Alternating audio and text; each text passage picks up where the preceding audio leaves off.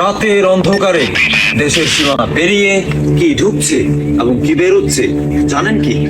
সীমান্তিক চোরা কারবার শুধু অবৈধ পণ্য নয়, এটা দেশের অর্থনীতির রক্তক্ষরণ।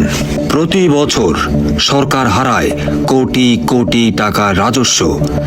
দেশীয় শিল্প পড়ে যায় প্রতিযোগিতায়, বৈধ ব্যবসায়ীরা পড়ে চাপে। এটা শুধু অর্থনীতি নয়, চোরা কারবারের সাথে জড়িত অস্ত্র, মাদক, যা দেশের নিরাপত্তা এবং জনগণের জীবনকে পতিত করে হুমকির মুখে। সীমান্তিক চোরা কারবারের প্রভাব পড়ে আপনার আমার জীবনে। জীবনের মূল্য বাড়ে কিন্তু নিরাপত্তা কমে। সচেতন হন, চোরা কারবার প্রতিরোধে এগিয়ে আসুন, কারণ এই দেশটা আমার, আপনার, আমাদের সকলের।